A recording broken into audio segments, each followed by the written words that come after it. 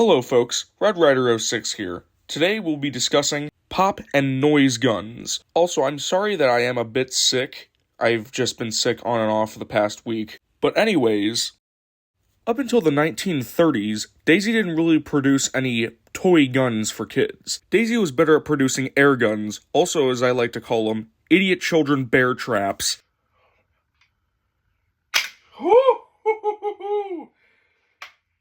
That is so dangerous. But like I said, it wasn't until the 1930s when Daisy actually implemented their own pop gun. Now, it's hard to pinpoint what the first pop gun was, but I firmly believe that the 1934 Daisy Buck Rogers atomic pistol was the first pop gun. In fact, if you want to double it and give it to the next person, you could also say the Buck Rogers was the first collaboration gun that Daisy ever did. Daisy's second collaboration would be the 1935 Buck Rogers disintegrator pistol, which also had a small spark on the inside of the gun.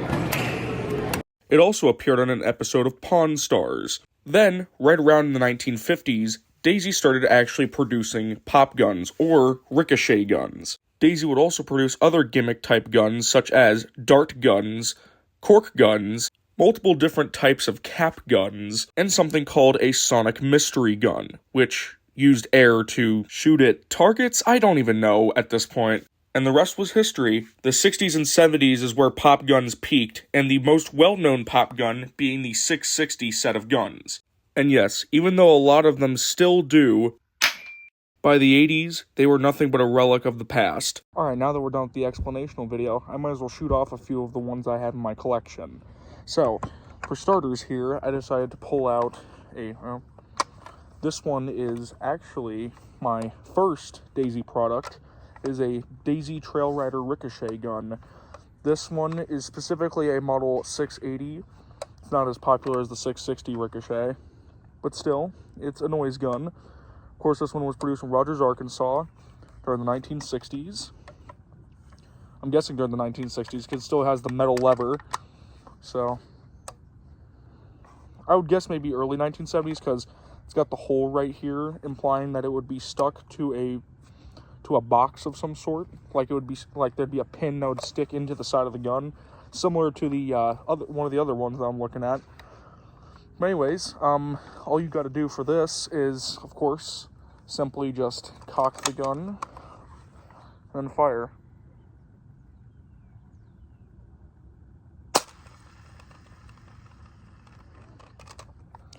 As you can hear, the noise capability on this one is really far gone. Of course, a lot of the original paint is gone, but you can still faintly see Trail Rider Ricochet directly on the side of the gun.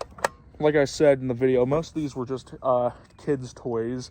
So a lot of these were beaten and bruised pretty badly, as you can see by the end of the barrel. That's, of course, really bad looking, and also the amount of rust you can see right over here. Our next gun here is a relatively obscure one in the air gun community.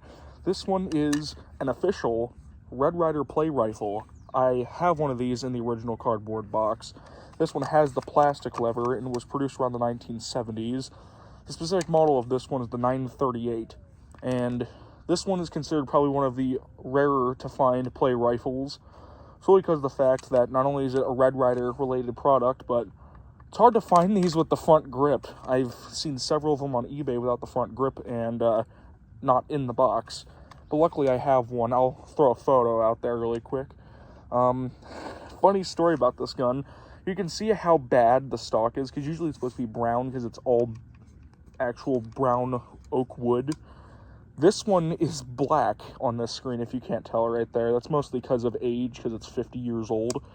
But I remember I was looking at this gun, and surprisingly, a termite fell out of this gun. Like, a dead termite fell out from right underneath here, where the trigger spring meets the trigger. And I still have that termite. I'll throw up a photo. I don't remember its name, but I named it. I don't remember, though.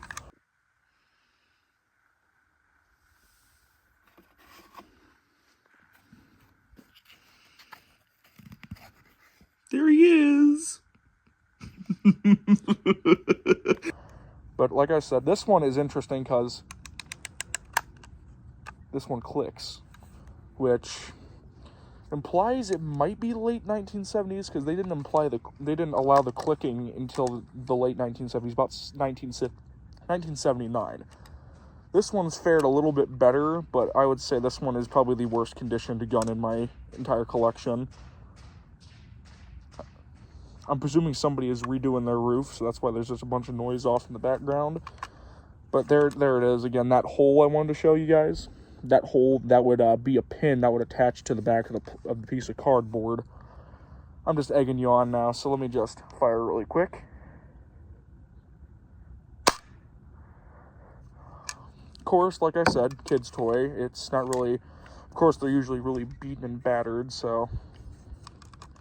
Alright, now we can move on to the final gun. Now this one is the best conditioned one in my collection, and this is actually probably one of my favorites, and probably the most intact for its age. This is a 1960s Daisy Ricochet rifle. Specifically, this is the older one. This one was probably about early to mid-60s. You can see right here, Rogers, Arkansas, and it's a 660 model. This one was rather different compared to all the other noise guns of the time because of multiple reasons. There's a lot of mosquitoes around here. Anyways, first noticing factor is that this thing has bolts. You can remove the bolts, which means you can remove the stock. You can remove, of course, the trigger possibly. Yeah, you could remove the trigger if you really wanted to, and you can remove the lever, and you can remove the front grip too, because of the fact it has the piece right there. Another notable factor about this is the tip. As you can see, there's a bar holding preventing from you putting anything in it, which I find rather interesting. There's a few other guns that do this. The cork gun that I'll review later, eventually, actually has that exact same look on the front.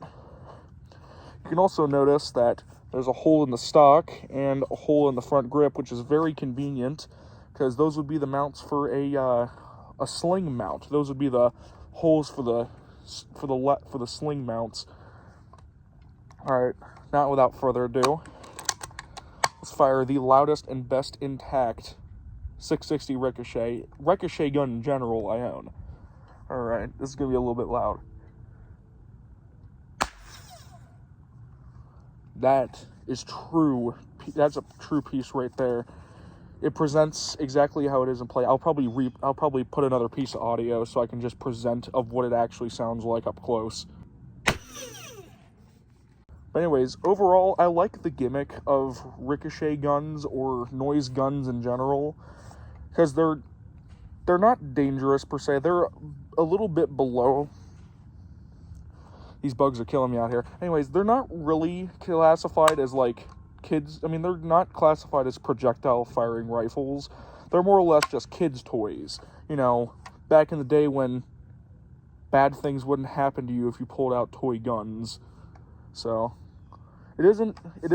I mean, it's highly collectible, some of these per se. I can throw a few on screen if I haven't already. I think I already did. But these were just primarily for kids to just go around and pretend to play cops and robbers with. So they weren't really necessarily designed to harm people, unless if you got really close to the mechanism, that could probably hurt your ears really bad. But other than that, I mean, also, the other part that could possibly be a hazard is if you half cock it and then pull the trigger, that'd be lever slam right there. That would hurt really bad, which I know well this one does. So, well, I'm gonna cap that off for this episode today. This is Red Rider 06, signing out.